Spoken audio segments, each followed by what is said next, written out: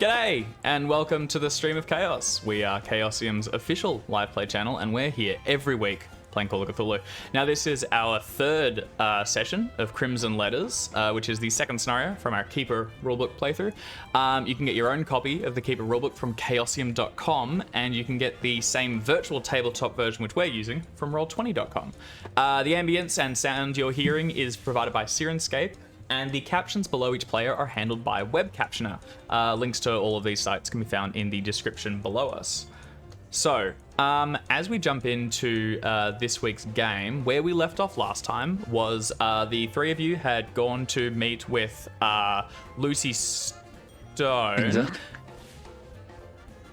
Oh, wow, yeah, I can see a lot of oh dears and people froze. Can you guys hear me all right? Yeah? We can now. Okay, it was a very concerning look for a moment. All right, so the three of you had gone to go and meet with Lucy Stone, and just as you were finishing your conversation, she went out the back. She was going to take you to where some money was stored. You hear a scream, and Tom goes rushing, vaults the counter, and looks out the back to see her being bundled out the back door by a pair of gangsters you've previously met called Oaks and Shaughnessy. So, as we introduce each of our investigators this week, go ahead and describe yourselves in the current situation. What are you doing as soon as you hear the scream? What's your immediate instinct? And, why don't you kick us off? Hello, I'm Art. I'm playing actor extraordinaire Vivian Langley. I almost said doctor. Old character. Viv is dressed pretty nicely, sort of, in his standard clean, slightly louder than usual attire, with his cane at his side. So I think for his immediate reaction, he bolts out following Thomas and is going to draw his sword cane. That's official sword cane. And leap into battle. Yes. Fantastic. If you need to know what he's doing, he's going for the tires. Okay. And we've seen the sword cane previously, right? Oh, it was put to excellent use dealing with a few staked students and also against an undead monster. A little bit. Just maybe it's a tiny amount of murder. All right. So where Vivian leaps into battle, I'm curious to see what Professor Stephen Chase does. Jackson. Hey, I'm Jackson. I'm playing Professor Stephen Chase of the Miskatonic University, rather. And Professor Stephen's first instinct is, as soon as chaos breaks out around him, is he thinks he should stay very still and just kind of do the bare minimum to move his eyes, to look around, to assess the situation, while not drawing attention to himself, just making sure there's no immediate threat to his life. So he freezes in place and then very slowly puts the cup of coffee down, so slowly as to not be noticed, while his companions leap to action.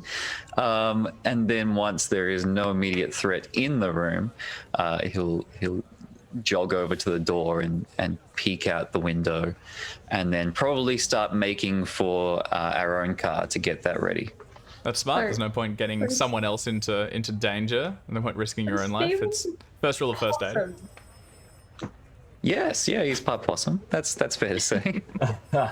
It's a survival instinct for a reason. That's what I think.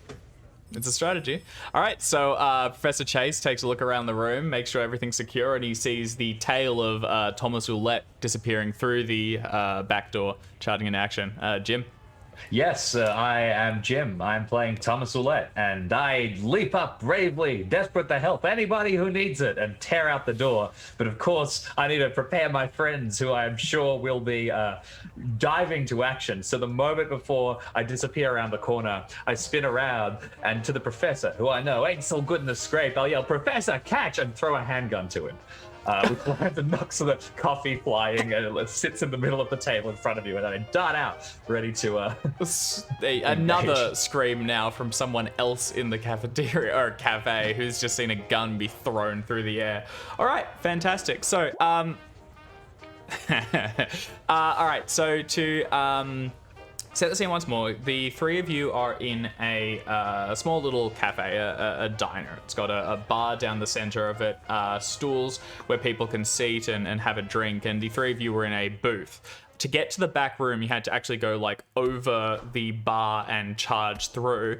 And in this back area, you can see there's lockers where the staff would change. To the side, there's storage rooms, boxes and containers of sort of foodstuffs and possibly liquor as well, you've seen. And then there's a back door straight out there to an alley where an idling car holds one of the two gangsters and the other one is pulling Lucy Stone back away and towards it. Can I get everyone to please tell me their dexterity scores, and we will go to initiative. I am a live agile 35. Oof. Okay. Oh my. 50, bang on average. Okay, 50, that's not bad. Viv? I said mine 60. 60, nice. Okay, all right. So Also, if it matters, I have a movement of 9. it will definitely matter if this starts turning into a chase, which it looks like it may. So the two gangsters are going to go first, then Viv, Professor Chase, and finally Thomas. And actually, we also need to find out Miss Lucy Stone, because she is not super keen to go where they're going. So she's actually got a dexterity of 70, so she's also going to oppose their attempt. So she's going to make a fighting brawl check to rid herself from these. That's pretty good. And for our opponents. Okay, all right. Tom, as you come over the corner, you see Lucy deliver an elbow to Oaks, who's trying to drag her backwards. It wins him briefly, and as she spins around, she sees you coming, and she goes, Thomas, help! And she's going to start backing away from the car as they go charging after her. They're going to attempt to reassert. She attempts to dodge. They're good. Okay, so currently she's still not being held, but our other one, Shaughnessy, who's in the driver's seat, puts the vehicle into like is this like they still don't have reverse at this point? I think that's right. Anyway, he like does a small like turn around and blocks off the alley so that they can't retreat from here. Next up is going to be Vivian. What do you want to do? Well, I think if they're going to try and get her out in a car, I should make sure that the car doesn't work very well, so I'm going to slash the tires. Okay, all right, I like it. Do you want to give me a... I guess sword works. Now, vehicles have, like, different mechanics for their health pools. If you're actually just trying to do damage to the car itself, you basically need to roll over 10 damage and you'll lower its build. Alternatively, do you want to try like mechanical repair or something that's going to be more like just sabotaging it and knowing where the weak points would be? Unless a 1920s car is significantly different from a modern day car, if you take something sharp enough to a wheel, it is going to puncture it at least to a point that, like, you know, it might not be quick, but it will eventually. It will definitely eventually go through, and with a sword, you can absolutely do that. I'm just wondering if you want to be trying to do anything more, like, immediately lethal. Okay, all right, go ahead and make Viv is not like a car human. He's very much a stage human. Okay. So I think he's just going, cut the tires. That I've seen that work in films. Yeah, I totally pay it. Go ahead and give me a sword roll. Fighting sword. Okay, that's successful. Yeah, you head out to one of the first ones, and as the car swings around and goes past, you deliver a short slash to it, and you can already begin to see air hissing out from the sort of white rubber wheels. It begins to... Sorry, go ahead. Do you want damage, by the way? Yeah, go for it. I mean, you'll puncture it at least. If you deal over 10, you'll also lower its build, but I don't think it's a 1d6 roll, so it's not gonna. Okay, yeah. Don't sweat it then. This is more just you basically maneuvering to slash it and possibly slow it down. So it spins around and it's now blocking off the exit. It will probably struggle to maneuver out on the streets a little bit. But up next, we're gonna have Professor Stephen Chase. Excellent. There's a handgun in front of you. There is. It's knocked over a couple of the coffee cups. I will choose not to leave the handgun unattended. Yeah. I'll pick it up. And then, like I said, rather than following everyone else into the back alley, I want to stay out of the immediate threat of the gangsters and instead get our car ready to either block them off or pursue. So I grab the car and bring it around to the back alley in aid of my allies. Okay, so you head out from the store and you can see a couple of the other people, just patrons that were inside, are looking around just bewildered. They haven't had the opportunity to kind of realize what's going yet and to react. As you get out on the street, there's a couple of people looking around as they see, you can hear from the back the yells and the slam as the car hits the edge. Your own vehicle is nearby. Do you want to give me, it's probably basically just a short sprint to get to it and you're now at your car for this turn. So you're getting in, spiking the ignition and ready to go. And finally, Thomas, what do you want to do? Since Lucy is still not grabbed by these folks, can I move around, put myself in between her and the Oaks who's outside and say, lady doesn't want to go with you, get out of here, and just position myself between them mechanically? Can I take the aim action with my dukes?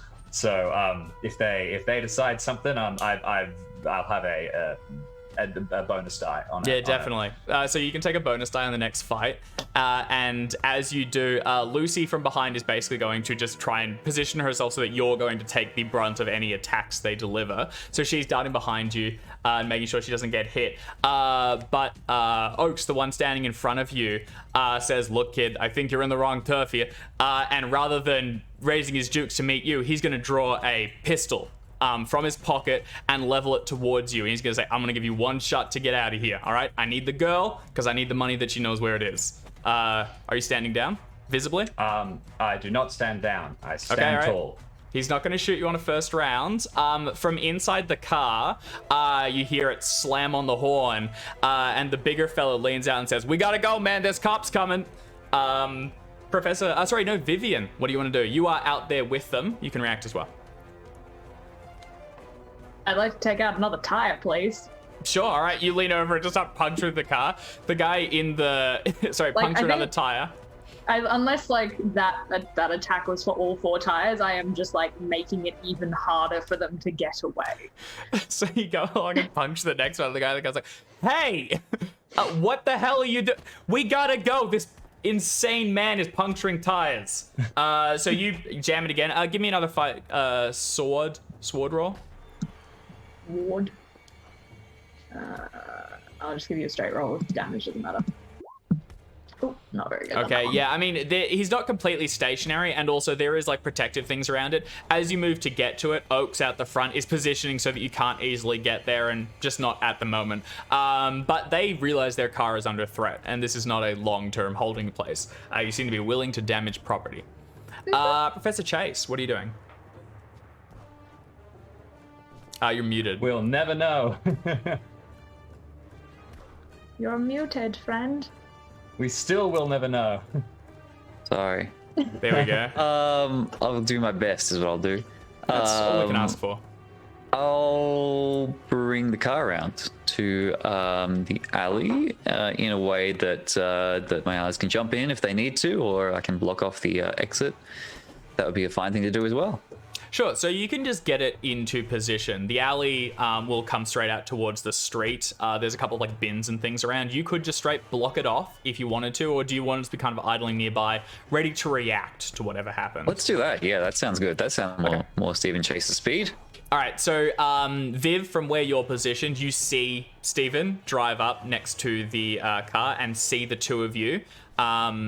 You know where he is, and Stephen, you can react. If they try and accelerate away, you'll be able to make a roll to see if you can keep pace with them. Tom, outstanding. What do you want to do? Right, great. Now, so he's leveled a gun at you. Yeah, can I cross the distance without them getting a free shot? Oh, yeah. No, you're basically standing pretty much in front of him.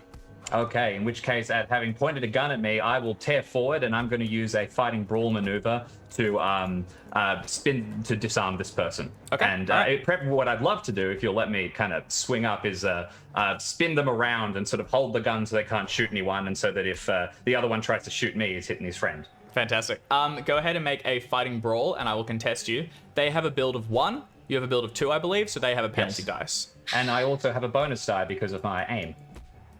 Yeah, I'll pay that. All right, go for it. Excellent. All right, let's hope that this doesn't just go terribly wrong.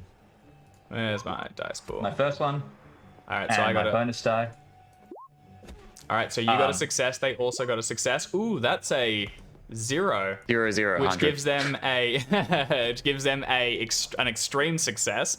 As you dart towards them, thought it they was a are. penalty Oh, sorry, no, die. it's a penalty. It's a penalty. The dice. No, they don't. I I almost thought applied it. these were bonus dice. Yeah. So did I. So did these I. are- That's my mistake. Mine is a bonus die. Theirs Theirs is a penalty. So they are both Oh. straight rolls. You go for it. You're able to get the gun up and out of the way, but they're not positioned. You don't have like him in between the friend. Sure. And Alright. as he does try and fire at you, and you pull it up, and it bang into the sky. And you hear over where Steven is. There's a yell in disbelief, and a couple of people begin to like run away. All right, they're going to act now. One of them, seeing that the car is under threat, is going to attempt to move it and leave. Viv, you can see the car beginning to accelerate away. Do you want to do anything silly, like jump on the back of it, take a last shot at the man inside? They're basically leaving your area of control. Yeah, I think I'd like to try and. No, if Shaughnessy is leaving, and they don't have Lucy, Not yet. then I think all he's going to try and do is take out another tire as he accelerates away. Nothing. As it goes. Okay. Do you want to give me go for a sword roll, and I'll contest it with the drive order. This isn't going to stop them unless you get like an extreme. Oh yeah, okay. No, you lash out towards it. It cuts into the side of it, but it's not enough to really puncture anything. And the car begins to accelerate away. However, as it drives down the alley side, idling and slowly rolling in front of it, comes Stephen Chase. Do you want to try to prevent their exit? Position yourself over. Just. Yeah, just block the alleyway. I think that's probably the first instinct is to block the alleyway, but there's just too much hesitation. There's too much unsureness about whether that's a good idea or not. Steven's very non-confrontational by nature, and blocking an alley is the definition of confrontation. So I think that hesitation delays just as much, and then by the time he makes the decision to put his foot in the accelerator, the car is actually exiting the alley, so he's going to kind of T-bone it. Just enough He's to going to kind of. close his eyes and slam on the gas. Just in time to T-bone the car. Now Can you that give you've me made that- can you give me a drive order I'll roll, remind you, please? it's the university loan. Yeah. Yeah. I'm painfully aware of that. So is that a drive order? Yeah, go for a drive order roll, please. All right. I just accidentally hit major wound. I wonder Oh if no! that's what had to happen. Not a good idea. Oh. Okay, yeah. Whether it's positive or negative, I don't think you're able to get it up to speed in time, and you'll sort of like just barely bump the back of it as it moves out. It sort no. of spins a little bit into the street and begins to roar away. But one of the men has been left behind, and you were going for disarming. So as he backs away, the gun clatters to the ground, and he takes off at a sprint, Tom, running down the same alley and attempting to catch up with the car so that he can sort of dive into the rear window as he goes. He is beginning a chase. Anyone that wants to follow, I need a constitution roll from. If anyone else follows, I too leap to action, but I do not follow in immediately. Viv? It's a tough one. The problem of like, Art wants to chase. Viv isn't sure. He doesn't have a gun anymore. He doesn't have a gun anymore. Doesn't have a gun anymore. What do you got to lose? Yeah, okay, fine. We've just decided that in this moment Viv has gone like full El Capitano, but without the like, fake confidence. It's just like huzzah! Is gonna just start bolting after this. Okay, person. all right. So Vivian takes off in a sprint. Tom, you're going to join as well, then. Oh, geez, then I'll run after, yeah. All right. Lucy is not going to run. She's picking herself up off the floor and just looking around in shock. Professor Chase, you are in a vehicle. Do you want to try and block him? Otherwise, if it's in the chase, you can outpace him easily unless he tries to go down side streets. What are you doing to react? Yeah, I'm inclined to follow and allow my companions to jump in, but I imagine as soon as he realizes he's being followed, he's going to run down some alleys. If I can see you begin to pull out, I might yell, "Stay with Lucy," as she's then point back to the alley. Oh, that I can do. I'll do that. All right, in that case, Vivian and Thomas, please give me constitution rolls. Here we go. Oh, All right, not for me. so Tom, your move rate is reduced by 1. Yep. Vivian, yours stays the same, and mine stays the same. Mine is 8. Vivian, what is yours? Wait, I got a hard success. Does It still only stay? reduces on an extreme, or increases Perfect. on an extreme. 9. Okay, all right. You are faster than them, and you will be able to catch them almost instantly. So Tom, you're too slow. They take off at a sprint, and seeing your car in the way, they sort of dart over a couple of the bins, and as they clatter behind, Viv leaps over and after them. They're going to make one attempt to try and dive towards the back of the car, but Vivian, because you're faster, you can make a roll before they even try to. Do you want to try and use your sword, tackle them? What do you do? Oh yeah, I'm absolutely essentially going to try and get enough ahead of them that I can swing around and essentially point a sword directly at them. So if they run at me, they're going to skewer themselves. Okay, they're going to still try to, Like, so... no. Do you want to make a with your fighting sword skill, and I'm going to attempt to dodge. Oh, Ooh. God. Okay, all right. Roll your damage. So it's 6 plus a d6 because it's impaling. Here we go. 10. Oh, jeez. Did he just impale himself on my sword? Oh, boom. Out. So you stand in front of him and draw your sword and level it towards him. The car, with Shaughnessy driving it, idles just low enough, and the back window's sort of like half down. He's going to attempt to dive through it. As he does, you see an opening, and he tries to sort of like spin around you, but you slash out almost on instinct, and there's a slice across his shirt. All you see is just the fabric tear at first. There's no blood. And as he leaps for the car window, he instead slams onto the back, rolls, and when he hits the street, he's not moving, and there's blood beginning to seep from the wound. The car fires and speeds away with a plume of smoke that's shot backwards, immediately avoiding the situation. And as you look down, the man is, he has a major wound, and he is unconscious, close to dying. What's your instinct? Well, wasn't really intending on killing the man, so I think I'm going to try and stop him bleeding a bit. Give me a oh dear. Give me a Not first mine. aid roll, and take a bonus dice, because as you said, you weren't intending to kill him. You were going for a sort of like a wounding I was strike. trying to stop him. Yeah. I was trying to get him to avoid me or halt, and not and he just ran past me. He's pretty determined to not halt, but go ahead and give me a first aid roll. Let's check it out. Hey, That'll 20. do it by 1 whole point. Okay. One whole point. So he is stabilized and also regains a single hit point, which he needs because he was not looking well.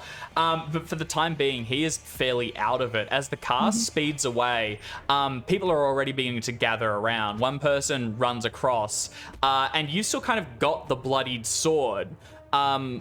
How are you presenting yourself currently? Are you threatening? Are you stowing it? Tom's also short-lit just behind you and is running up now, but there is a crowd beginning to gather. I think I just I don't even worry about it. I literally just turn to someone in the crowd and just go, "Call the police, please." If I'm right behind, I'll yell, "There's no time. We got to get him to a hospital." And pick the body up and start making it back to the car. And I'll do my best to yell, "We got this in hand. Everyone stand down." And if I can make an intimidate check. Yeah, to kind of, can you give me an this is your intimidation roll? business. Definitely. I mean, I still think police involved. Actually, not. 83. That is a fail. I am not rolling well. Okay, give me... Yeah, and you know what? No, this is... They heard gunshots, they saw a sword, someone's gonna get police. You can take the body, Yeah. you grab that, and you're moving with confidence. You've got it. But as you do, one of the pedestrians, a bystander, stands out and flags down a passing police car, which is beginning to... They have to sort of turn around and come back, but there are going to be cops on the scene very shortly. You can just try and dip. Quick point of clarification, mechanically he was not dying, he was just unconscious. So Viv, you're able to basically confirm with your roll that he is okay. You bandaged it, your conscience is kind of clear. You prevented him from jumping in, but he wasn't going to die. You're all right. yeah, which is sort of why I'm not too phased if the police rock up. Because I'm like, he drew a gun on us and tried to Oh, you abduct tried us. to steal someone. You can't just Yes. take people. Yeah. In which case, as we sort of convene, I might lean into Professor Chase and say, we don't want the university involved in this. Get that car out of here. You come around, wait around the block. We'll wait here with Lucy. Oh, okay. If you think that's best. I don't think I can't think. In fact, I'll tell you what. You're good at talking. Why don't I take the car around the corner? Oh, yeah. I could talk to the police. I'm told I have an honest face. Just don't mention that don't put them onto what's happening at the university. All anyone needs to know is that Lucy got jumped, and if she's You still have about here, a second to go, and also, but she's also going to say, I don't want to talk to the police neither. I mean, I as I was saying, I'm planning on getting the hell out of town. I don't want anything to do with this. That's absolutely fine, but we do need someone to confirm that they were trying to kidnap you, so that me stabbing a man isn't going to end up with me in prison again. Yeah. Oh, all right, fine. I'll talk to the police, but I'm not going to a cop shop. I'll talk to them here on the street. Don't worry, none of us will let that happen. Okay. So to clarify, Viv, Steven, and Lucy are going to stand. And is this with the body, or Tom, are you relocating? No, I'll put the body down, and I'll take I just moved the car around the corner, basically. Okay. You get in the car. You can see that it's the front of the vehicle. The bonnet's got a couple some sort of scrapes on it where it kind of dinged the other car, but nothing that won't buff out. And you begin to drive it back away and around the corner. Can you give me a either stealth or drive auto roll just to not draw attention? People did see this car attempt to prevent it. It seems like it might warrant investigation. That is a very good point. Let's go with a drive order. Okay. Nope, fail. Oof. All right. As you go around the corner, you're not going very far. You basically just pull it around, but the policeman pulling in does notice it, and he's going to hold out a hand to you as his partner steps out and goes to talk to these two.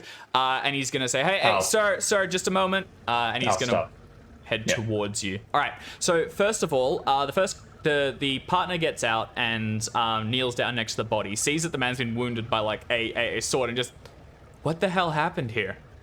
Apologies, officer. This gentleman, if you could call him such, was trying to abduct this young lady here, and drew a weapon, which I believe is down the alleyway there. I attempted to stop him, and he threw himself past me and wounded himself. Yes, that's pretty much the be-all and end-all of it, unfortunately. I'm sorry, he was attempting to abduct this woman. Yes, that's correct, isn't it, Lucy? Yeah, he just tried to grab me. I've never seen this man before in my life. I was just coming out of my work, and he just made a leap at me. The cop looks between the two of you and says, all right, well, I mean, seems to be still breathing. Okay, look, I'm gonna need an ambulance or something. We need to get this man some help, and then we can investigate it. Look, would the two of you mind just coming downtown just so we can ask some questions and get this all cleared away? Of course, officer. I'm happy to answer any questions you require. Lucy looks between the two and goes, oh, no, hell no. I was just coming back from work. I had nothing to do with this. This guy jumped me. I don't have time to be going downtown and answering whatever questions you think you can spin out of air. I'm not going anywhere. I was just going to say that the two of us saw pretty much everything that happened. The young lady is, as she says, was leaving work. I don't think she has anything more to add, do you, outside of the fact that you jumped? No, nothing. I'm a victim here. I shouldn't need to waste my day on it. I've already had, the whole thing's ruined. Can you give me a... Go ahead, Poe. No, go, Jackson. Officer, if you're able to take our statements here, we very much like to be on our way. We'd like to get this young lady home safe, if that's all right. If you could just talk to us now, that'd be best. All right. Can I get a persuasion test? I think we're going more logically from one of you, and the other can support with a bonus dice. Did I'm not persuasive. I'm charming, and I'm good at lying. Well, fast talking. All right, Professor, I think it's you then, but go ahead and take a bonus die. I'll need it. Oh, you can have 2 points of luck. All right. Yeah. The police officer says, "All right, look, if I can just get an opening statement from the three of you, and I also just need an address where I can contact you if you have any further questions." Of course. And we'll essentially be like, we went here to get coffee. The young lady served us. She was very nice. We heard a scream. We went out. There was someone trying to abduct her. We helped. That's it. Why did you have a sword? Oh, I'm an actor.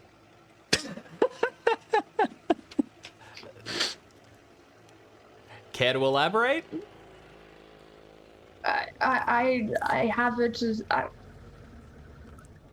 I have one because I don't really know how else to elaborate other than I have one because I use it when I'm in plays and such. And I carry it with me for, self-defense, you know.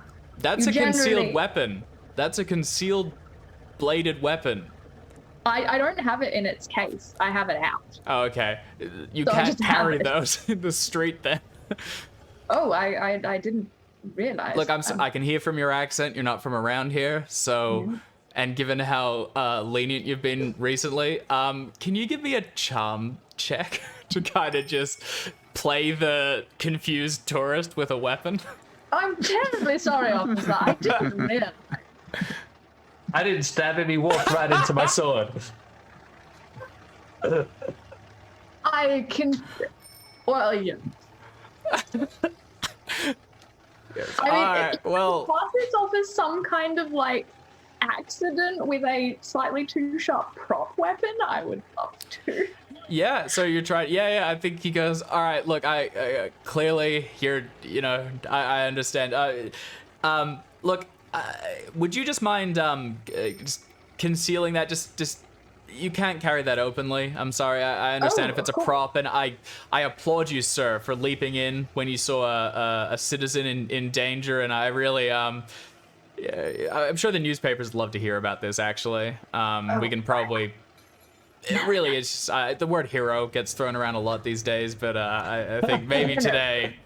Maybe today it does. That's very kind of you, but I was just trying to... Good Samaritan. No thanks needed. But, do I need a license or something for this care? Is that... Technically, I'm pretty sure you just can't have it. I tell you what, I will, maybe come down to the station sometime and we can get you, a slip or something which confirms that you are allowed to carry that. I will throw this to the room. Genuinely, I expect that you just wouldn't be allowed to carry a sword, not a proper bladed weapon in public. I think 20s America, you can carry guns openly. I think that I'm not sure. But you'd have a license or something for it. Yeah. It'd be covered under state laws, probably. Yeah. I'm happy. I think they'd say we can get you a slip of paper or something. I feel like Vivian's just convinced him that it's a cultural thing. Everyone in England has a sword. And we just walk around with swords. Whether it's a prop or not, we do that. You never know when a fox is going to jump out and try and attack you. What have you read, David? I just googled something that said that is absolutely legal. It has to be sheathed, but you could just carry it. Hell yeah. Oh, no, this is on a tangent. Now it's talking about flamethrowers. Ignore that article. What we've established is Vivian has set the precedent that a sheathed sword is an acceptable thing to carry. I think so, especially if you claim it's a prop. All right. That's now the law. All right, so they have no further issues with that. They will want to get locations for the two of you where they can follow up with questions as needed. Oh, of course. You both give Professor Chase's home? Okay, no worries. Unless Stevie decides not to. No, that'd be fine. Lucy continues to be unhelpful and basically refuses to clarify anything. When he says, okay, so why did they attempt to abduct you? She just says, I don't know. I have no idea. I just came outside and they just tried to grab me. I couldn't tell you. Basically just stonewalls them and doesn't really give them any reason. They will reiterate that they would like to talk to her. If she has anything else, if something comes to mind, could she please come down? But the two of you have been pretty open about it, and also they have a follow-up address for her, which she gives. It's a motel or something. There's a good chance she won't be there when they next call. The cop eventually, Also, Go ahead. I will sort of like, when I'm not talking to police or if Stephen is, sort of like go over and act. I mean, I obviously am, but act very concerned. Like, this young lady's had a terrible shock. You know, you can understand, like, it's been very hard for her to talk about what's just happened, you know, and it's very sort of like calming presence, sort of playing up the fact that she wouldn't want to talk to them because she's still in shock, as opposed to stonewalling. Yeah, definitely. So I mean, you back her up and basically say, like, look, we'll walk with her and everything, make sure that she's okay. And the cop eventually, as an ambulance arrives, will help to load the gangster into the back where he can be taken away to be stitched up and interviewed. As you do, you can see he's beginning to come back into consciousness, and his eyes are like blearily open, and he just takes in the scene of the three of you talking to the police as he gets loaded back in and the door is shut behind him. Meanwhile, Tom, this cop comes over towards you and puts like one arm up on the roof and looks down inside and he says, "Hiya, sir. Sorry, we heard gunshots a moment ago. My partner's over there talking to a few local people. You didn't happen to see anything, did you?" Yeah, I was trying to move further up, see if I could. There was a car that tore off. Trying to see if I could follow it. A car ran off. Yeah, that's right. Yeah, fleeing the scene. Is that right? Well, yeah. I mean, listen, I don't want to get involved in nothing. How about you just let me go now? Okay. Could you give me a short description of the car, sir? Just Sure. It looked just like my lawyer's car. You know, the lawyer officers of sue your ass if you're not going to arrest me, officer. Holy shit. Give me an intimidation check or law. Yeah. All right, just trying to help, sir. You roll the window up. You guy looks to his face. I can't arrest him. He didn't do anything, dick. As you pull out, he will note down the license plate number of your vehicle, but doesn't have anything more to talk to you. And as you pull up, the three of you... I do go around the corner. I don't want to, like, pick the others up visibly. That makes sense. Yeah. So you go around. Viv and Steven, you walk around the corner with Lucy, who's got her bag of things. And you also notice she's picked up the pistol that was used to arrest her, and she's putting it into the bag. Fine. You might want to make sure that isn't registered to anyone. I don't think it would be based on who those people were, but on the off chance. I mean, these sorts, I imagine it was probably sans serial numbers. Yeah. Okay, listen.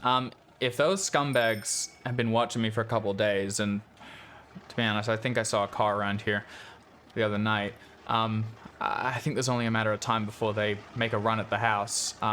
I'd like to go now, and then I'd like to get the hell out of this shitty little town. I think that would be best before they come back and before they have a chance to follow us. How far out from where we are is the train station, Steve? From here, it's not too far. I mean, it's a 15-minute drive or so, and then just a ticket near away. Well, perhaps then we can go and look at the house, and if it would help, and perhaps we can drop Miss Lucy off at the train station when we're done to make sure she gets away cleanly. Sure, that would be fine. I'll bump that up from 15 minutes, just like half an hour, 45. The town's always bigger than I think in my head. Okay, so you all get into the back of Tom's car and begin to head across to the houses. So the cottages are, there's a couple of people walking back and forth. You have the key to get in and out. Oh no, you gave it to Harlan, didn't you? To Roach, yes, as a token of goodwill and friendship. So I will. We have two? No, we've only just the one. You never found the original. You only have a spare. That's right. Yeah. But we do know about a window that could be jimmied, so I think we're okay there. The only thing I will mention to everyone as we go that I did give the key to Professor Roach, and we should probably double check he's not in the house, and if he is, wait until he's left. I don't think he'll spend a lot of time there, given that his things are mostly in his office. But yeah, just to be aware of that possibility and the fact we might have to idle. Yep. So as you pull up, there's no other car nearby, and there are no lights on inside. As you mentioned, the front door won't open. Lucy also knows that there is a loose window at the back, but it's already been found. So who's going inside? What are people doing? Lucy knows where things. She says, "I'll only be a minute. I just want to grab what's mine." Oh, We're just gonna make sure no one else is in there first of all. Maybe I should go in. I'll come too, just in case. Yes, I think that's reasonable. I'm happy to stay with the car or come in if you need backup. Well, probably someone should stay. The two people should stay outside. Lucy and someone else. Oh, all right. Just to keep Well, an no, eye out. I- Just so we don't split up. I'm going inside. I gotta find what's mine. Yeah, for sure. But we just gotta make sure no one else is in there, just to make sure things don't get overly complicated here. I We'll don't check mean no offense one's or nothing, inside. but I don't want you taking anything of Chucky's. I mean, Stevie, I think that's reasonable. Why don't Thomas, given that he's relatively good at defending himself, and Miss Lucy go inside? Lucy can take what is hers, and if there's anything else stashed in that secret area that did not belong to Professor Leiter, then we can reclaim that, and everyone can be on our way. You and I can stay here and chat to anyone who decides to walk on by and keep them walking. How about that? That'd be fine. okay. All right. Let's go. So the two of you stay in the car, and keep an eye out. I'm going to lean against the car, like step out and lean against it and light a cigarette and just kind of, Just lounge. people watch. Lean, yes. Perfect. Tom and Lucy go around the side and then sort of like creep in through the window. The interior doesn't look like anyone's been in here recently. Doors are closed. Tom, the cereal bowl from the other day is still just actually early this morning rather is just over to the side and hasn't been disturbed. It doesn't look like anyone's been here in a while, and there's no sound of anyone. Lucy waits for like a second and then goes, sod this. Opens the door and begins to head upstairs. Are you just following after her? Yep. All right. She gets to the bed, and she goes, "Hey, big fella, why don't you move this out of the way?" There's nothing under there. I already checked. Mm-hmm. And I move the bed And move it out of the way. Yeah. She leans down and goes to one of the floorboards and just gets like a nail under it and pries it up. And underneath you can see there is a small lockbox, which she takes, and then she goes into her like a yeah, like to get like a key that she keeps around her neck. Forgotten the word, necklace, I guess. But as she does, she realizes that the lockbox has been broken, and she freezes, and then she puts it back, and she takes it out and she swings it open. There's still money inside, a lot of money in folded stacks, some crumbled, a couple of poker chips, but there is a visible space which is missing something. She shakes her head and then she just begins to take the money and pile it into a bag. There's a fair bit in here. Maybe $10,000-$15,000. Then she grabs the poker chips and just empties it in as well. She feels around the side, makes sure there's nothing missing, and then closes it. And it's just, And you said the lockbox was broken. It Yes. wasn't. Yeah, cool. it's been broken. She goes to put it back. If what she wanted was there, then she's not fazed by it being busted. And then she turns, just, all right, we can go to the station now. Sure. Okay. Yeah, let's head back. Okay. You head back downstairs, out the front, and she slides into the rear of the car. As has been happening, Stephen and Viv, there's not too many people going by. In the distance, you can see the student accommodations. Anthony might be there if you wanted to touch base with him, but otherwise, Harlan doesn't make himself known, rather. We've got all afternoon if we need to make further inquiries. I think right now it's just keeping an eye on things. Okay. Right. We're not the best people for the job, but I wonder if we should have a quick look around the house to see if any signs of walking corpses Oh, may have visited in the night. I can take a look. I'm going to be honest. I don't want to find that information. I'd rather find that before it finds us. I'd Let me also just like put it to that way. look for footprints of somebody else who might have broken in, someone who might have snuck in through the side or used the main door, even if they had a key. So can I make a survival check looking for tracks around the? Track check looking for tracks around the outside. So you'll make Thomas, you can make a track roll. Viv and Professor Chase, what are the two of you doing? Would spot hidden serve me here? What are you looking for? Signs of it's tracking. Signs that a walking corpse came through here. Yeah, that's probably tracking. If you could make a spot hidden roll just to see if there's anything that's been disturbed, you won't be able to follow it or anything. Yeah, go for a spot hidden roll. Viv, what are you doing? I'm making polite chit chat with Miss Lucy. Okay, and distracting her from the corpse investigation. All right, Tom, it doesn't look as though anyone's been inside. There's no sign of broken windows where someone would have broken in. If anyone came in, they either used the window which the three of you know about, or they just came in through the front door. Yep. Professor Chase, walking around, you don't see...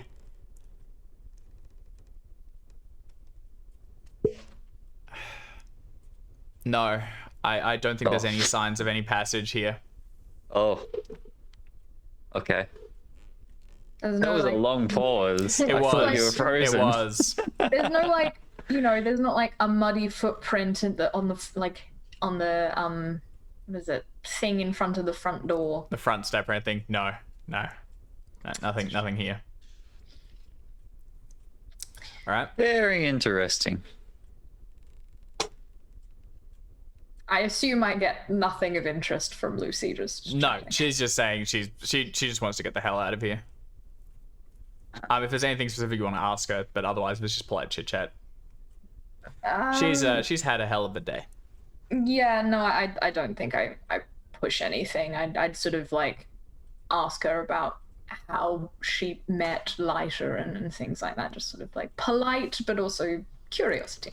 Yeah, she just says that she met him when he came in for coffee, as many others do. He immediately asked to see a liquor menu, claiming that he was, he had university funds to burn from a recent trip, and he's still able to put it on the same receipt. Bragged about how much money he had, and immediately offered to take her down to Atlantic City sometime if she ever wanted to make some money or burn some. He was a hell of a charmer. Yes, it sounds like it. All right. What's next? I guess we drop off Lucy, and then after that, look, I mean, I guess whoever broke into that lockbox knew exactly what they were looking for, didn't care nothing about money or anything like that. Maybe we should head to the antiques dealer, the Miss Curiosities, was it? Unconsidered trifles. That's the one. Unconsidered trifles. Maybe we should head down to Unconsidered Trifles. Otherwise, well, we know that Flinders was watching the house. He could have broken in and stolen stuff, and otherwise... How you said it's a strong? How strong did this strong box look? Like it being busted, broken open. Would it have required a lot of force? Not particularly. No, it didn't look overly engineered. It was mainly, it was concealed away. It was just like a small one. Any sort of lever under it would have just popped the lock off. Apart from that, you've also got the letter from the sanatorium, which was asking someone to come down and look after a young man held there. Of course. There's a couple of different steps. Well, I guess we pick a new lead, we follow it up. I think that whoever went after this, we got to remember, didn't care nothing about money, because they left all the money inside the case. Which means that they wanted that book because... And they didn't even want to sell it. They wanted it because of, I guess, what's in it. So... You think that the missing book is what was being kept in the lockbox? I'm almost certain of it. It's the right shape. Well, all right. What else? It'd have to be someone who was close enough to know where the lockbox was. And well, I got the impression only Leiter and Lucy knew about something like that. Lucy did mention that Leiter did have more companions than just her. Oh. However, I don't think it's unreasonable to think that Leiter might not have done it. Well, that is something that we have to consider. But it was broken, and surely he'd have a key. Not if they'd taken all of his possessions in a morgue. Yeah. Well, I guess there's a lot of options. I'm not saying it definitely happened. I'm just saying that given everything we've been through and everything we've seen. Fortunately, it's landed in the realm of possibility. We also don't know where Amelia is. That is a fair point. We should try and find the unpleasant. So I guess if it's about money, it's not Roach. Roach would have taken the money and the chips. He did the same when he was emptying out that drawer, right? So it's not money. It wasn't either of the Hoods. They would have taken the money, right? Flinders, maybe, I guess, he might not have any reason to take the money, but, it doesn't necessarily exclude him. I suppose this antique dealer is the next best suspect. I mean, if Leiter was planning to sell the journal to this antique dealer, I think that's our next best lead. Look, I'm a little confused about that. Listen, if we assume that the antique dealer is trying to get, the book or whatever, and not taking money, we're suggesting that there's something real fishy about the antique dealer then. Well, quite possibly. I mean, the antique dealer would have given money for the book. They wouldn't have, we don't know whether they were going to give money because they wanted it to sell, or they wanted it for the same reason that someone goes into an oddity shop and chooses a monkey's paw. Maybe we don't know. Maybe they were real honest, right? They broke in, they found the journal in the lockbox, and they left more money in the lockbox. Maybe, we have to consider, maybe the world does operate on a more of an honor system than we like to imagine sometimes. If that brings you comfort, Stevie, darling, you believe anything you'd like. You know what does occur to me? We've got pretty conclusive evidence now that there is something real weird going on, something fishy. There's maybe walking corpses. The way that Leiter died was strange. And this journal, well, people want it for more than its monetary value, which means that, some people believe it's related to witches, even if it's not. We've also got someone who's gone insane, which means they probably know whatever the truth is. So I reckon that Cecil Hunter should be our next lead. I really, really don't think that we pull some poor boy into this whole situation. I'm sorry, but I don't think we should follow that lead until last if we cannot find this information any other way. I hear what you're saying, and I understand that you don't want to be putting nobody out or nothing. I get that. Even and I agree. more than putting someone out, chicken. You're right. Don't want to be potentially, ruining someone's life. But the thing is, I think that there's a pretty good argument to be made that if they're inside the sanatorium, I reckon they've already had some bad stuff happen. And I reckon that with people mailing Leiter was the principal guardian and said that there were things going wrong. And I think that there might be an argument to be made that in going, we're actually going to be caring for this person. The only other thing that I want to add is that there is always the possibility that if that body's going somewhere, that walking corpse, there's a possibility it could be heading towards the sanatorium. I'm not trying to pull this person in because I want to interrogate them. I want someone who's put it behind them. I'm worried that person might be in danger. I think that by going, we might actually be helping. But I hear what you're saying. I just think the antique shop is our strongest lead right now. We've got evidence that Leiter was preparing to sell the book to the antiques dealer, and the book's gone. So I think that's the next strongest bet. Now, this man in the sanatorium, it is part of our responsibility to, as part of settling his affairs, to make sure that's all tidied up and cleaned up.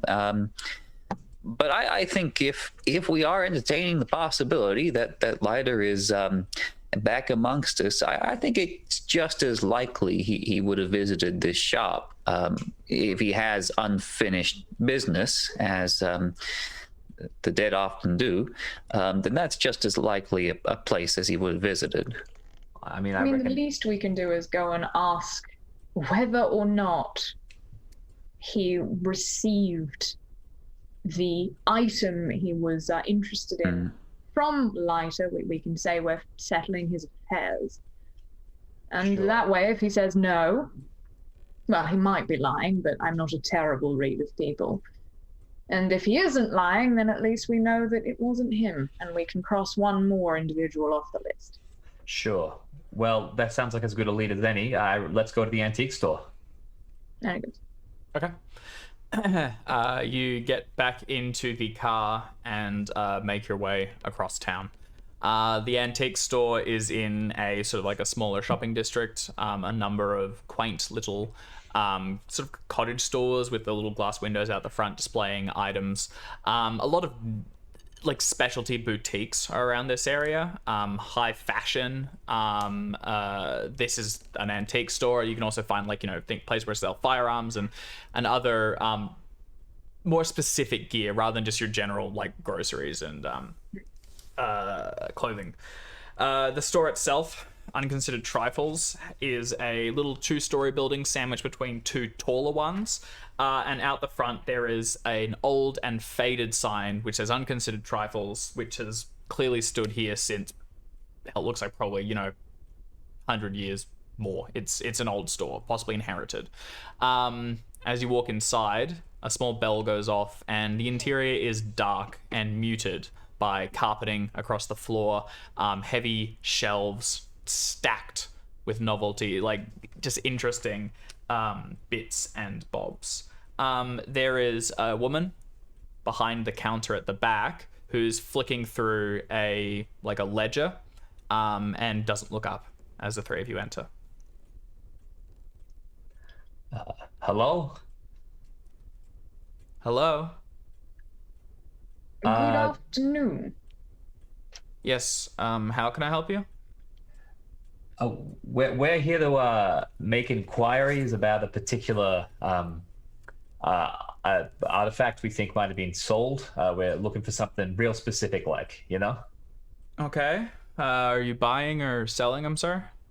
We're looking. Well, first of all, we want to know if. I'm terribly sorry. Is mine Abner Wick available to talk? I can go fetch him. Sure. Are you buying or selling? That depends Potential on... buyers. Yeah. Well. Okay. Let's say buyers. buying. Yeah. Sure. Okay. If she Don't touch disappears, anything. I'll turn to the two of them and just go, always say bye. Okay. So she heads back through a door, and then you can hear her descending a staircase. And a moment later, a large gentleman with like a pug nose and a large mole on the side of one of his cheeks, dressed in a sort of white shirt that's of a thick cut, and you can see a bit of like stained sweat and dirt underneath one of the arms. His sleeves are rolled up, and as he's coming out, he's unfurling them. He licks at his thumb and rubs an ink stain on one of them as he comes around, but he takes the measure of you, and you can see him sort of just assessing the situation before he says it. A very neutral, hard to read expression as he waits for you to say the first thing. Mr. Wick, Vivian Langley, and I'll hold out a hand, to shake. Associate of Professor Leiter. There's a spark somewhere and recognition. He goes, Miss Leiter, well, pleased to meet you, Mr. Langley. And he clasps your hand and then reaches out to the two of you as well. He goes, I'm Mr. Wick, antiquarian. Shake his Nice to meet hands. you. And Mr. yourself, sir? Professor Stephen Chase at the university. You'll be a colleague of the deceased then? Yeah, the same. Yeah. Very good. He turns to him and says, Clara, why don't you help your brother downstairs? I'll see to our guests. He sits behind. He doesn't take you to another room. There's no sitting area or anything. He sits in a chair too small for him, which creaks a little bit. And the three of you kind of line up across from him. And you can't help but shake the feeling that you're like children called into the principal's office and you're lining up to see what punishment you're about to receive. He cracks a couple of knuckles and then says, I heard that someone was looking into his death. It all seemed a mite strange to me, and here you are. Yes.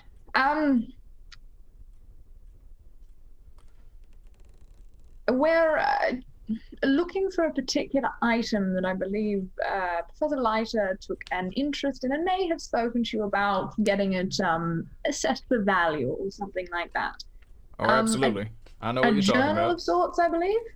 Yeah, you're talking about the witch trial papers. Them's the ones, yes. That's the one indeed. You don't have them on you then?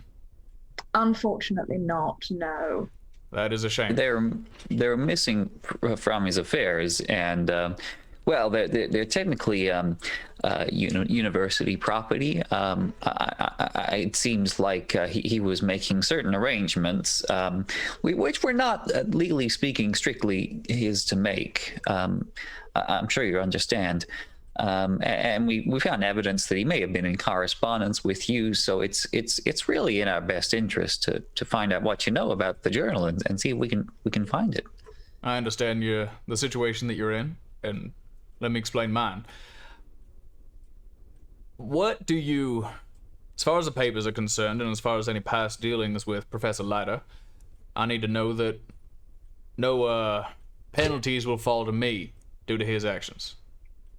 I think we can safely say that if you're able to assist us in locating these journals, or at least giving us whatever information you know, we can certainly keep your name out of any reports we have to give back to the university. I do like to keep my nose clean.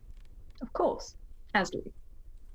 Well, Professor Leiter and I have had past dealings. He's sold me bits and bobs, trifles, and trinkets that he's found during his investigations alongside the university.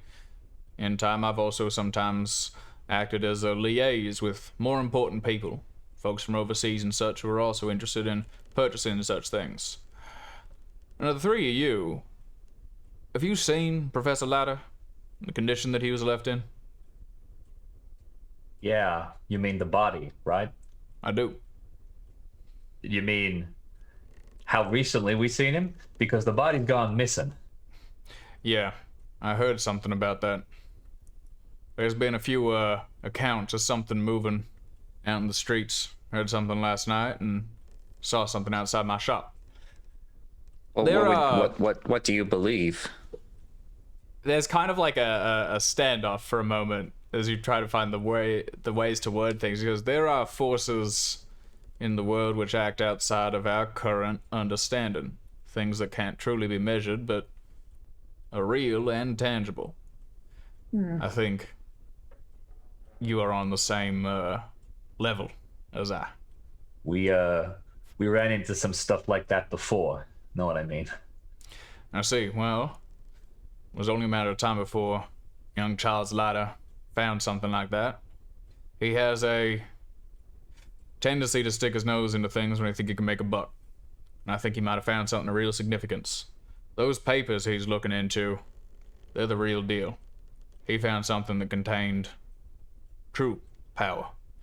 And when I had the opportunity to assess them, as brief as it was, my interest was piqued. And it's easy to say that my interest continues to be piqued. I want to be clear, I'm willing to pay. I'll hold the deal that I held with Leiter. If you can get me those papers, I'll still pay for them. Could you unfortunately. Could you elaborate on, if we were to assist you in retrieving these, out of pure curiosity, what was the deal you had with Leiter? Well, Professor Leiter takes things that the university has discovered. He creates forgeries of them, fakes, along with he has a student or something that helps him to work on them, as I understand it. Maybe a team. They do good work. He then returns the fake to the university and sells on the real, genuine artifact to myself or other buyers like me. I see. Makes a pretty penny doing it as well. And it's valuable the- things. For the journal specifically, what was the monetary agreement behind that particular item? If you can elaborate.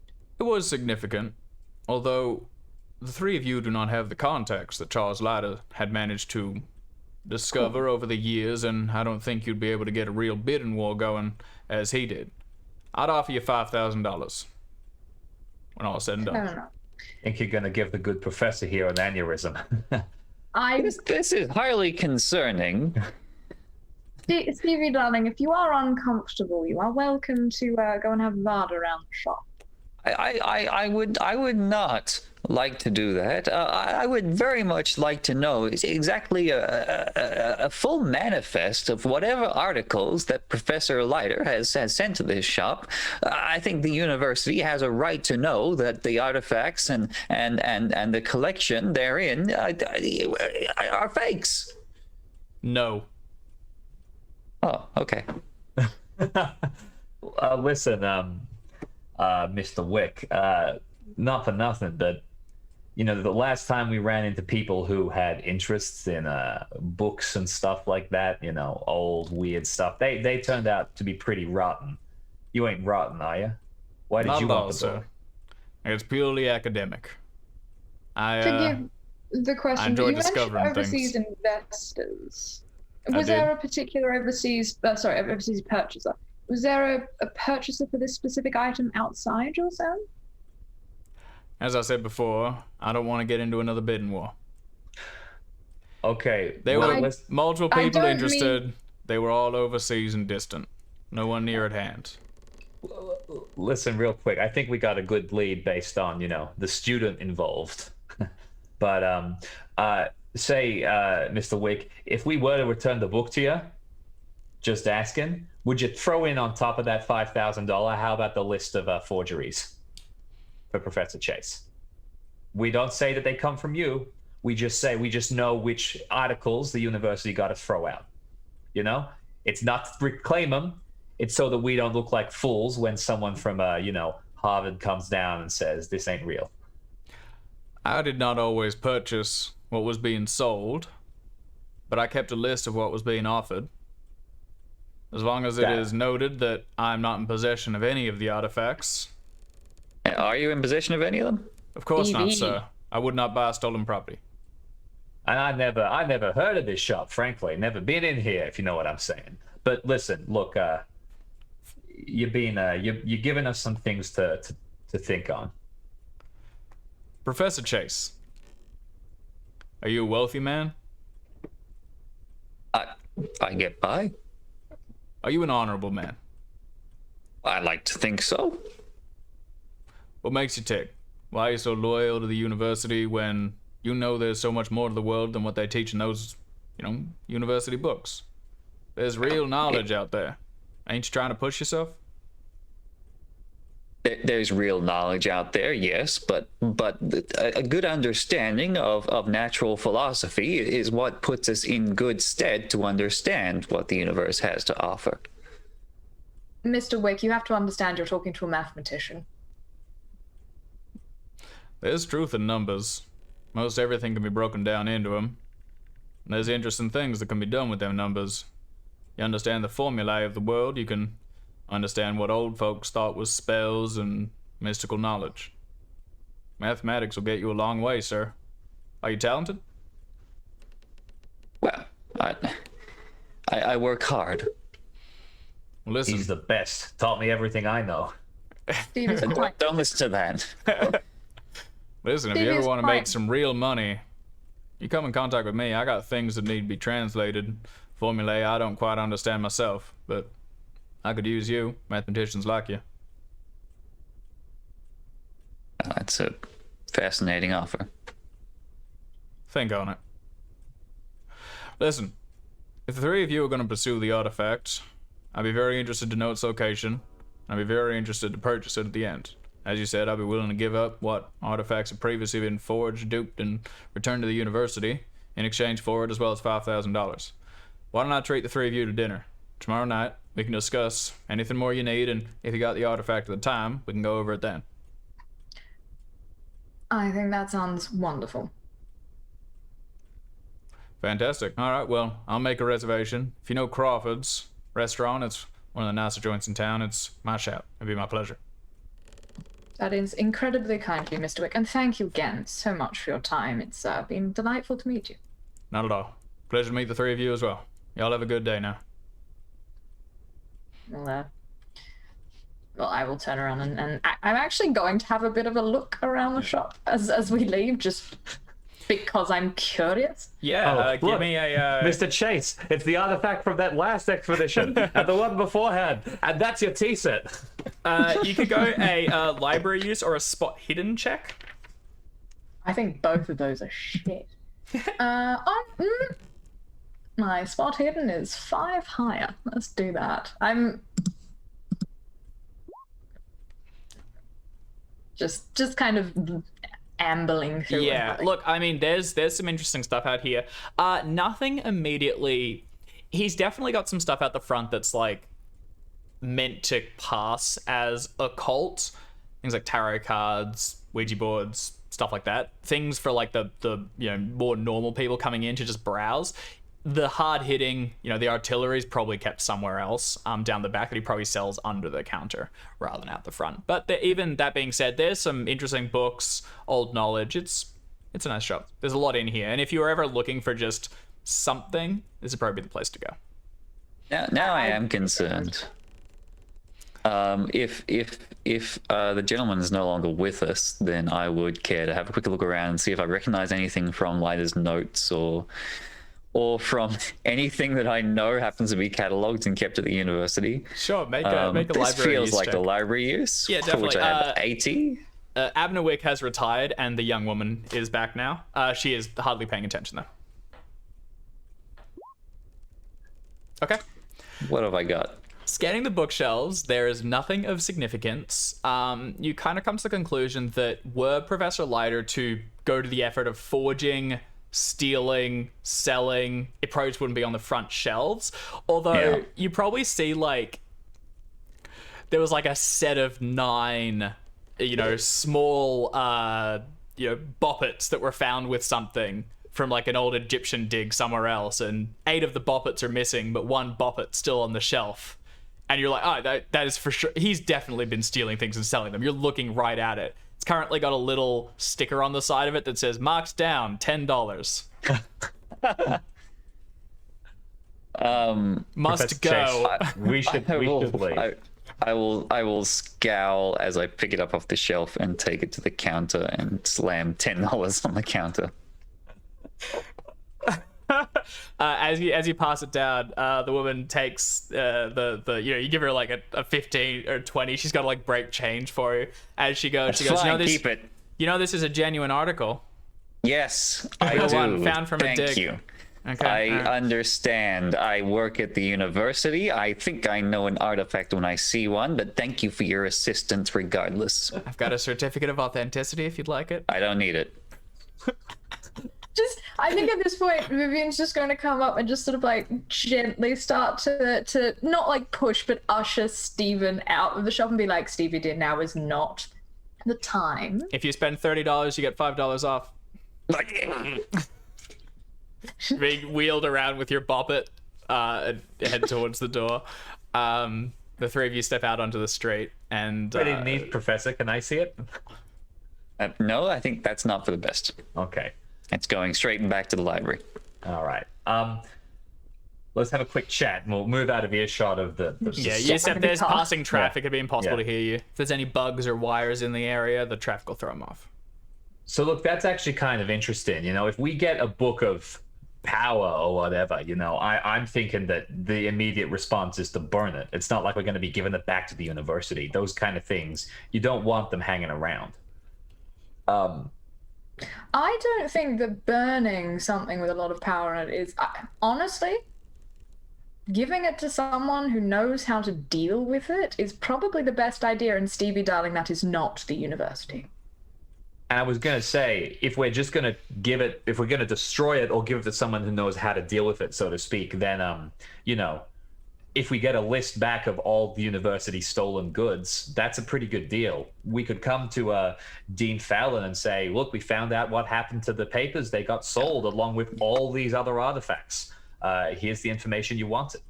I think that's probably the best outcome we can hope for at this stage. We got a firm lead, though. A real firm one. It sounds like Amelia might have been helping Professor Leiter out with this scam. Yes. So she probably... Well, I mean, I wouldn't disparage Amelia's character with making forgeries. But from what I could tell, she was quite keen on the job, as it was in the face of it. But this Rick character, I'm less sure about. Is it not possible? Not Rick, Cecil. Cecil, Where did I yeah. get Rick from? I don't Wick. know. But this Cecil character, well, Stephen, yeah. we are keeping family out of this for the time being. Well, he may not be family, is what I'm getting at. I mean, No. Someone If who's he's- in a sanatorium is not going to be capable of forging documents. And if they are, then they're probably not doing it with the knowledge that they are, in fact, forging documents. We are going to use that, as we agreed, as the last line of inquiry. I'm still agreeing with that. That's fine. I just wanted to raise it that maybe Amelia is not the forger, but this other character is. I understand where you're coming from, Stevie dear, and I know that it's hard to hear that some of your fellow colleagues and students might have been doing illicit deals with university property. Plus, taking a little on the side, we're not disparaging her character or nothing. Half the sports team bet on games, and that ain't exactly legal. Hell, the coach does it. I'm gonna pretend I didn't hear that. Well, yeah, you pretend all you want, but when you decide you want to make $15 betting on the squids, don't bet against us. We've had a bad run. You All see, right. Stevie dear, I don't think the world is quite as honest as you would like it to be. Not to say that you shouldn't be an idealist, but not everyone is as squeaky clean as you are. That's becoming readily apparent. Yeah. So Oh, it's getting Professor towards the evening. It's not sunset or anything yet, but it's late afternoon. Pushing like 6 or 7. What are the I guess that is evening. What are the three of you want to do? I reckon we can be pretty sure that Amelia's going to be back at her place this time of evening. I reckon we call in. Makes sense. We can just knock, see that she's okay, and then head off. I mean, it's worth trying, and if she's not there, I think I know a little birdie who might. Okay, so the three of you are heading to Amelia's. All right, you get in the car, scuff on the front of it, bonnet hanging a little bit looser than it should, and head over towards the cottage. And as you head there, why don't we take a 10-minute break, and then we'll jump back into it on the other side. All right, awesome. Okay, so thanks for watching and everything. We will be back in a clean 10 minutes.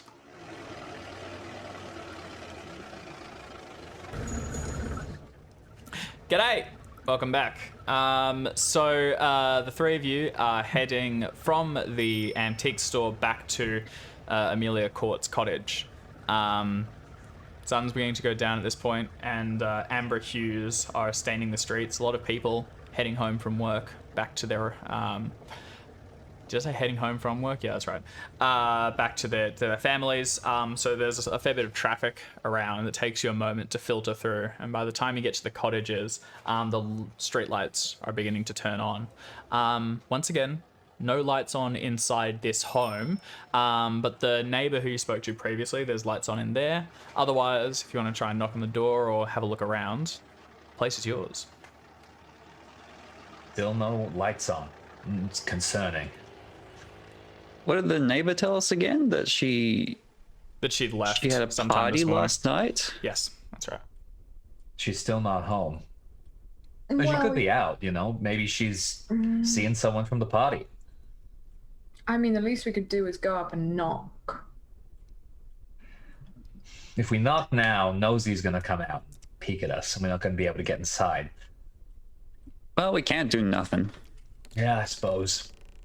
Go up and knock. Okay. Viv walks across the road and knocks sharply but politely. There is no immediate response, but you see a figure from further down the road get up and begin to walk towards you hastily. Tom and Stephen, where are the two of you? Wait in the car. Yep. That's a probably good idea. Okay. All right. Keep in watch. Viv, you quickly spot moving underneath several of the street lamps Anthony Flinders striding across. He's donned a sort of like a black trench coat that flaps out behind him pretty powerfully. And he moves up the steps quickly, glancing furtively around to make sure he's not being watched. There are two people watching him from the car, but he doesn't notice them. And then heads up to the side and like taps you as if you hadn't seen him. Just, hey. Mr. Flinders, yes. Yeah, I tried to get in contact with you. Why didn't you answer? And he holds up his bracelet. We've been investigating the journal, and we went into a particular area that was rife with potential artifacts. I think perhaps something went wrong with the vibrations got distracted. Wait, there's somewhere that's rife with artifacts? There Where? is. It's no in mind. Town. There's more important work to be done. It's in town, but it's hard to find. We can Listen. talk about this another time. What was it that you wanted? We need to talk somewhere privately. Of course. Follow me 10 paces back. Don't I get will seen. follow. All right. He takes off back across the street and finds a park bench. There's a woman walking their dog nearby who looks over at Anthony, who's seated like with the one space between you and refuses to look at you as he talks, just in case you're being watched. Also like very much like will sit sort of like looking off in the direction of something as though like playing along, essentially. Yeah. The car is not too far away, although you're not able to hear the conversation. The two of you can see Viv and what is clearly Anthony Flinders seated down. Professor Chase, what's your instinct? You've talked to this kid before a few times. I don't think Vivian's in any immediate danger. I've talked to him a few times, but I feel like I haven't kept a close leash on him. It seems like I get the impression that every time I talk to him, he's a little bit kind of further down the rabbit hole. So I think he is outside my sphere of influence these days, is the impression I'm getting. Is that fair to say? Yeah, I think so. I mean, you could always try and reach out again and cement things. He definitely respected you and thought you were on the level, but now he's found someone who's kind of willing to dive all the way in and just encourage his obsession rather than try and control it or, downplay it a little bit. And that's kind of what he wants at the moment. That's right. So seated, not quite next to you, but just near you, Vivian, Anthony begins to speak. He says, I noticed last night while I was watching Amelia that there was something going on, something dark. I think she's tapped into some kind of power or whatever. I tried to confront her early this morning, but she was very rude. And when I followed her, I saw her get to the bus station and then leave. But I don't have any money for a ticket. But I think she headed back north. And the only thing I can think of that's up there is Bennington and the Hob House where they were not long ago. She left this morning, but I don't know when she's coming back. I was gonna break into the house, but I forgot I got like a whole my mom got me like a locksmithing thing a while ago for Christmas, but I don't know where it is. I was gonna try and break in, but no dice on that. How's your investigation been going? Look, I think we're on to something, but I don't have anything concrete to share yet. We're on the cusp of something very important, and we do need to speak to Amelia. So I think we're going to try and find her. If she does have any information, I will be sure to let you know. As an aside, there is a very nosy neighbor. I think if you were to break in, they might notice. And I know that you and I do not want the police involved in this. They wouldn't understand. You're right. You're very right. Listen, I've been thinking. I think it's time for me to come out of the cold. I want to join this operation in full. I think I should come with you to whatever the next step is. If you need some heavy hitters, I'm there. I think that is a brilliant idea. Yeah. The only thing will be, I'm not sure that Thomas or Professor Chase are quite at the level where they understand what is going on. Thomas is just a meathead jock. He doesn't get what's going on here. He wouldn't understand the intricacies. This is an art. This isn't something you can hit with a bat or swim through. Professor Chase is pretty cool, I guess. Professor Chase is closer, I think, than Thomas, yes, but I worry, while I am on board with getting you involved, I worry that you might find it more confining. You see, I do have to keep a lot of this under wraps around them. I can't let them know that that we are finding the things that we're finding on the concern that they will call me mad. To be called mad. Yes. Yes, only those close to genius. Those that can truly see, they don't get it. They don't understand they say the line between genius and insanity is a razor thin. Yeah, that's right. Okay, well listen, I'm raring to go, boss. I only got up like 15, 20 minutes ago, so I got a whole day ahead of me. Where do you want me? What can I do to help? I'm literally like, just like thinking on them. Patrol the roofs, take a disguise. I'm gonna be like, kill those that follow us. Actually, yeah, I might. I'll be like, I think what I need you to do right now is to keep patrol around the university and around this area. Don't break in. As I said, you might cause attention, and we do not need the police involved. But let me know. I'll contact you when we get back, and you can let me know if anything seems amiss, or perchance if Miss Amelia has returned. Can you do that? It's going to take a lot of focus and a lot of dedication to stay awake and on this patrol. Done. Yeah. No, I'm on it. Might take a couple short breaks to get a coffee or a snack. But apart from that, have to keep yourself awake, soldier. Apart from that, I'm on it. Where will I meet you next? If your talisman's been compromised, I'll knock on your window when we return. I imagine we won't be back until the end of your day, but I'll meet you there. Okay. Yeah, that makes and sense. If you're not there, I'll leave, as I said, a white lily, and you'll know that means that I'm looking for you. Got it. Okay. All right. All that seems logical and the simplest way to go about things. All right. He starts a conversation. He starts a sentence, then midway through, stands up and full sprints away, taking to the darkness so that no one can see him. I think Viv sort of just lets out a slight sigh, and then looks in his direction, just goes, "Carry on, soldier." Just stands up and walks back to the car, and is just like, that kid has some serious issues. I like the way he runs, though. He kind of puts his arms behind him as he goes. It's cool. I bet it's way faster. I mean, perhaps you could try it, chicken. I guess, look, he might be onto something. I failed every constitution test I've made to run recently, so maybe the secret is I have to maybe say I'll start wearing a headband. Yes, that Filion has definitely dived off the deep end of something. Hopefully there's water underneath him and not concrete. That's a good line. I'd be a little cautious of encouraging him to take that dive personally. I'm not I mean, trying the events. to encourage him, Stevie dear. Are you sure?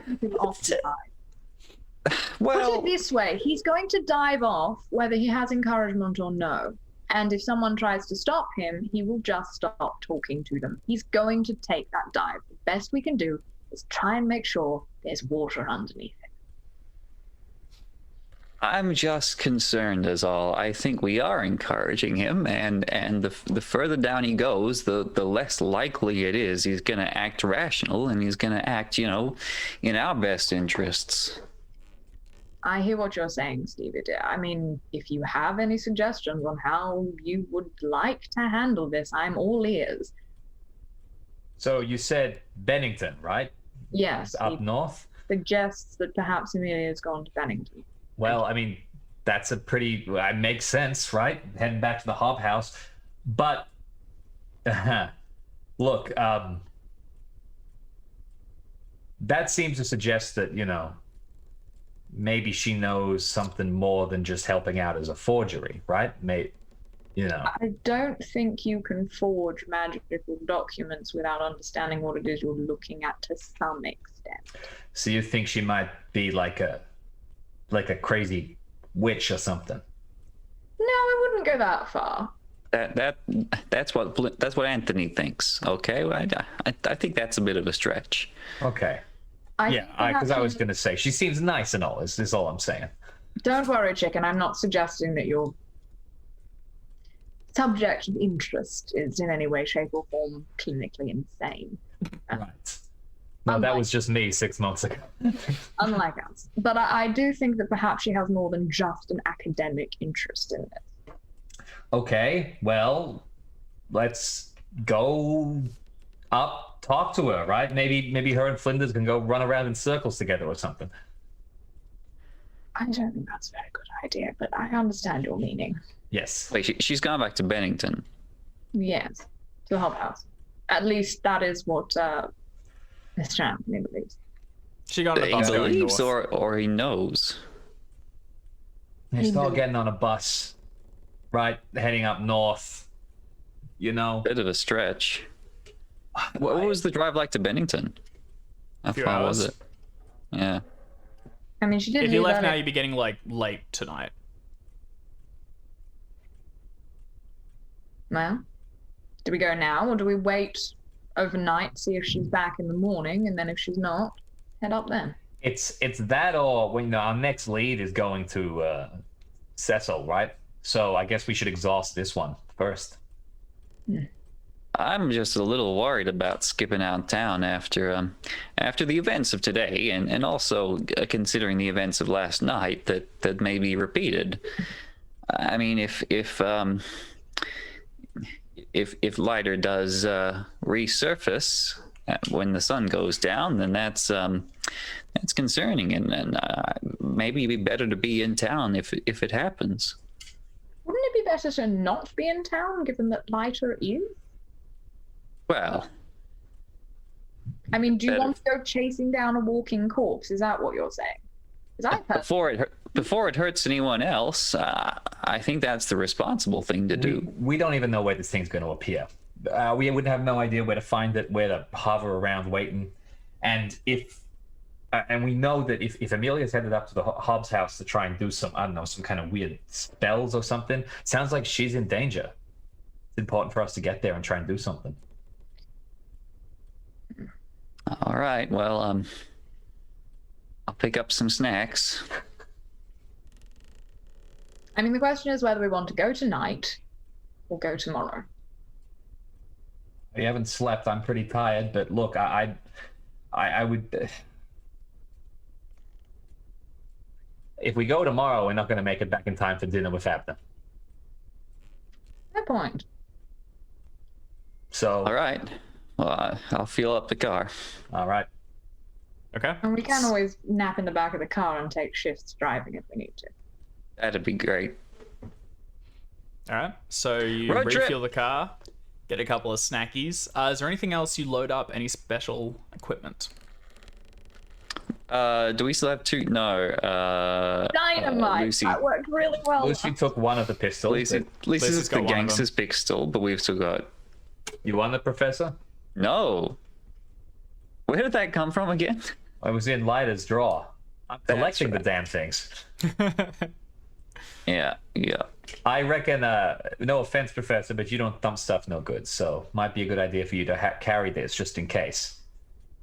Well, all right. I can at least show it as an act of intimidation. If anything goes pear shaped. Yeah, and also, if something real scary's coming, you can always, Anyway, let's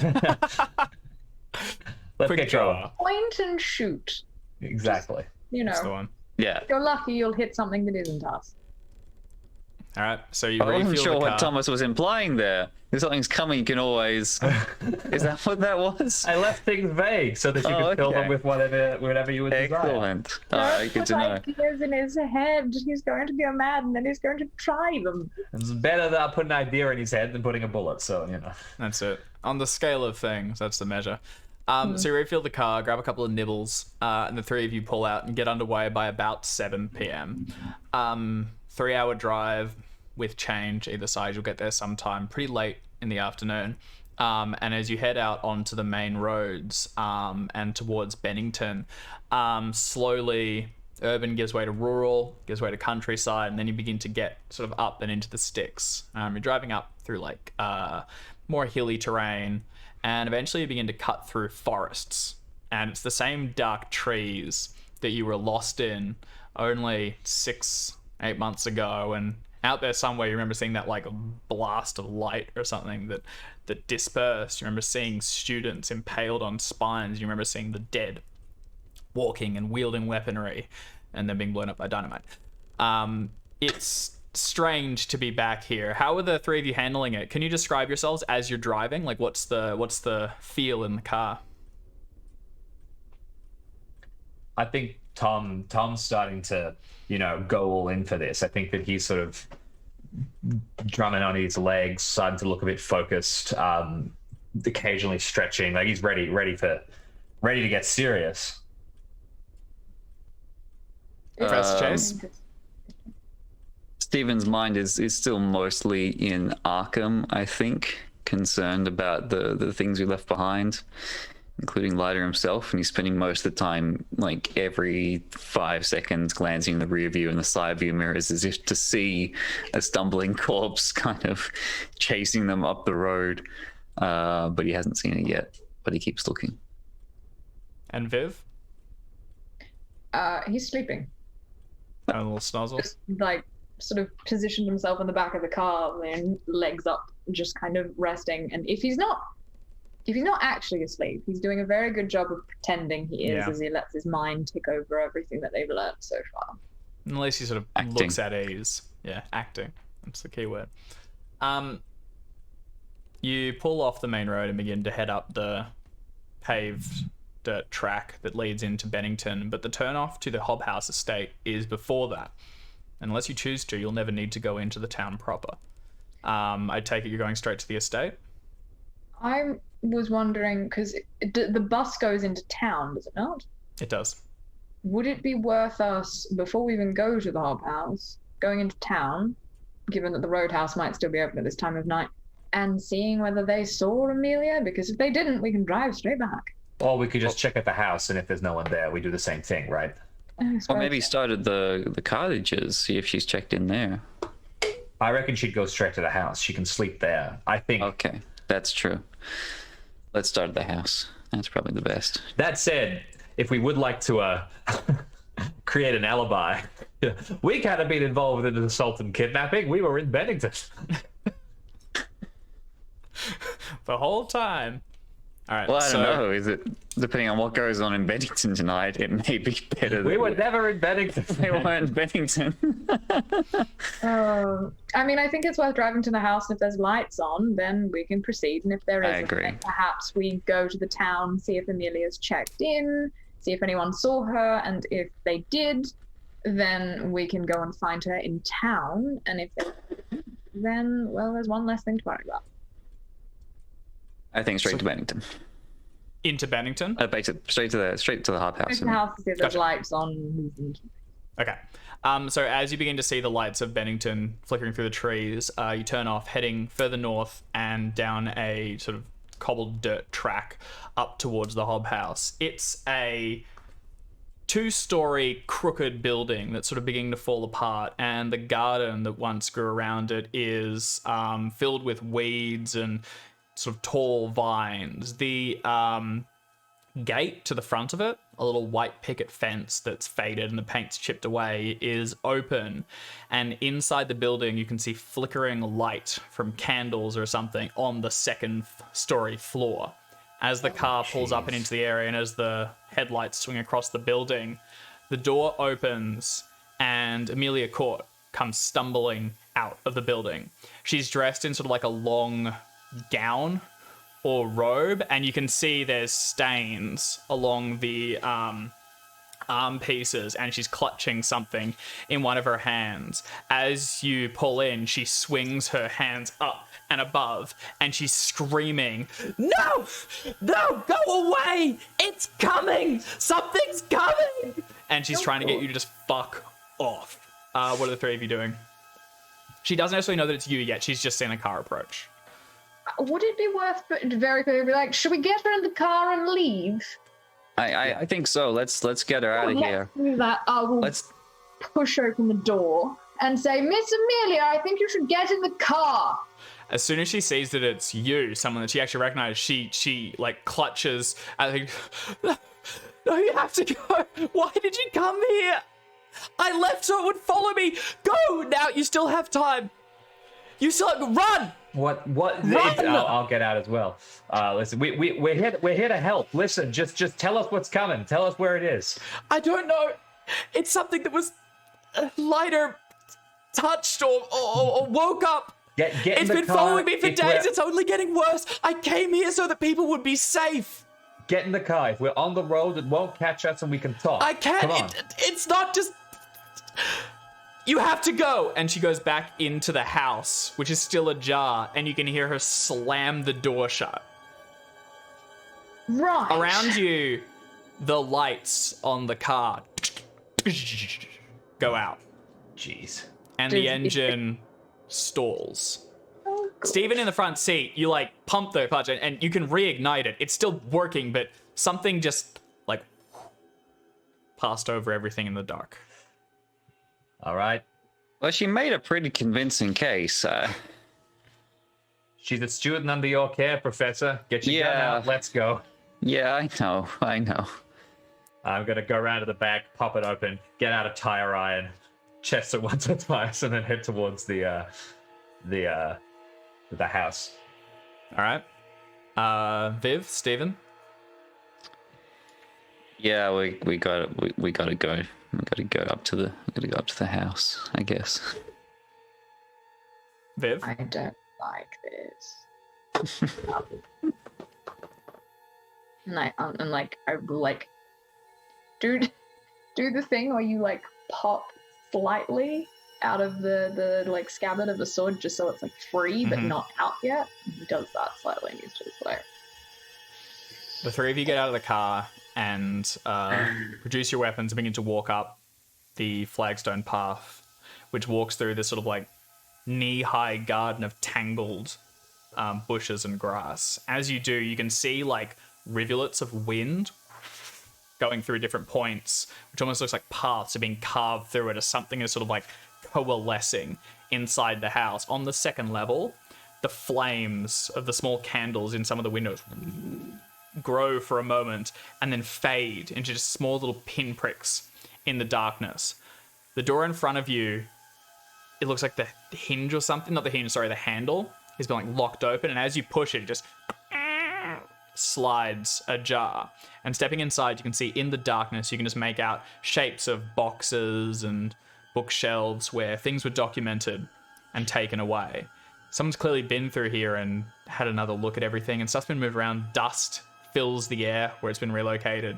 And from the second floor level, you can hear chanting as Amelia Court tries to plead or bargain with something in an ancient tongue. What are you doing? And upstairs. Very quietly.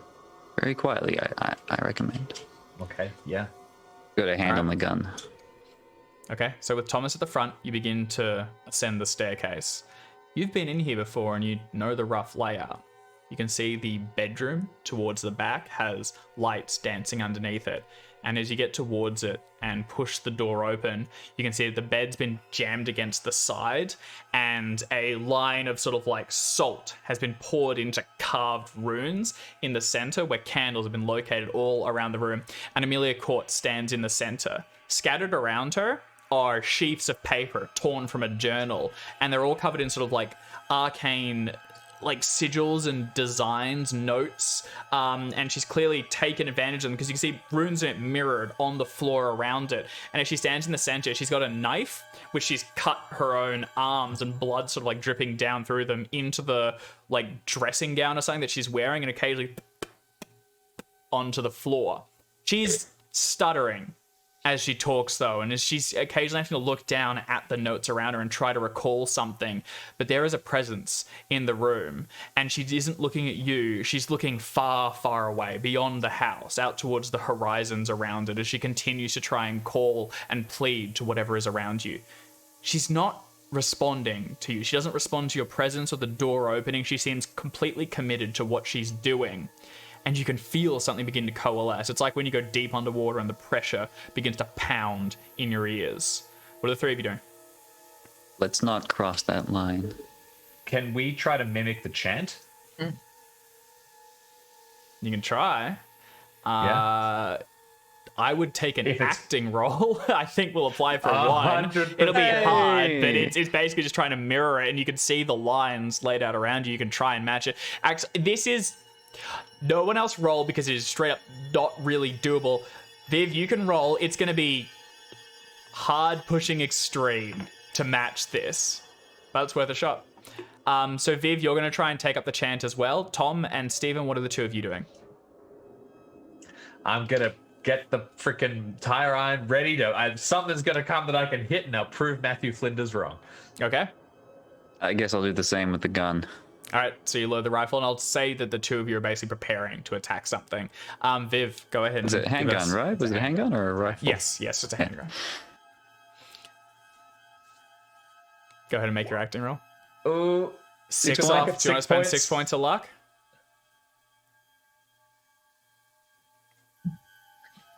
It's not that. I'm wondering whether I spend 40. ooh, hell yes. 40's Well, off. I'll tell you 30. what, 30. as It would be you 30. begin to chant, you can feel that there is strength in these words, and you are drawing the attention of something. This is not pushing anything away, it's drawing something to you. It's if you're calling it. And as you do, the pressure in the room shifts slightly. This is where the something is attracted to Amelia or to you.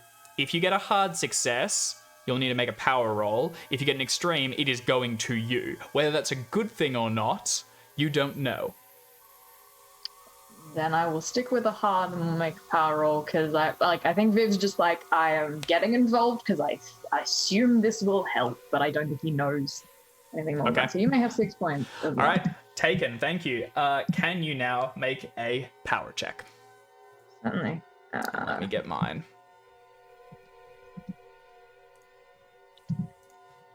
Sorry, I'm just Here we checking go. my luck super quickly.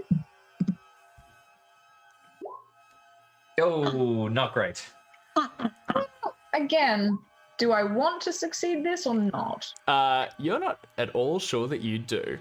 As you begin to chant, you can see that whatever Amelia was trying to draw No, into the room and no, into no. herself. Sorry, very quickly. I don't want Amelia to get hurt. So I'm going to make this thing focus on me. So I will give you 12 points of luck. to make that. You don't need to. It's going for you. The failure, okay, unfortunately, well- is not necessarily going to work in your favor, but you are absolutely going to get attention. As you do, you can see something beginning to coalesce. In the salt, which some of it's been stained with blood, rivulets begin to rise up and into the air as it takes on a more tangible form. A nest of worms and sort of like twisted fractions begins to rise up from the floorboards as if seeping through from the ground below, and it slowly begins to ascend into a sort of vaguely tube-like shape with a huge maw at the front through which jagged, almost bear-like teeth emerge, and it then rears backwards and surges towards you. Amelia, seeing it not coming towards her but going towards you, yells, "No!"